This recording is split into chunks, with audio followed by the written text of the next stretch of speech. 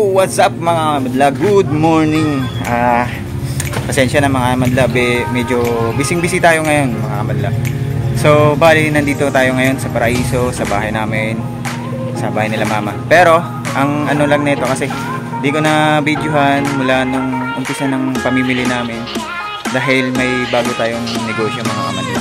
Bali nagtayo na lang tayo ng sarili nating catering service, Lawrence Foods and Catering Services. So nakapamili na kami ng mga equipment. Tapos ngayon ay balik kahapon mga amadla, nagpagawa ko ng stand sa mga lamesa. Ayun oh. Bali tatlo yung dalawang regular na table, stand table, tapos isang pang buffet table mga amadla. Tapos ngayon ang gagawin natin, ito yung sa regular, ayan, regular table. Yan, gagawin natin is babarnisan natin mga madla. Tapos yung iba pala nating gamit, yung equipment natin nandito. Yan yung mga pang catering equipment natin. May 50 pieces na lamesa. Tapos yan, plate track, tapos glass track. Tapos ito mga shipping disc yan, tatlo, bali malalaking tatlong shipping disc. Ito di ko pa nabubuksan kasi ito. Kasi yan.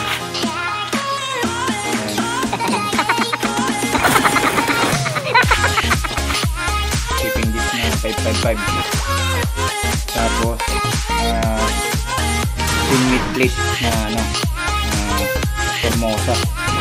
Tapos ito rin baso, tapos lagayan natin ng mga tablecloth. Yan, bali ito yung natin pang buffet table natin mga madla. Lalagyan din natin yan ng natin ng varnish. Tapos yung umbrella, beach umbrella natin. Yan. Tapos ito yung isa pa mga madla, ito pipinturahan din natin yan para hindi kalawangin. So ito mga bulaklak pang decorate natin. Tapos ang kulang na lang natin ngayon is yung mga pang skirting na tela. Tapos i-deliver na lang din yung mga folding table natin.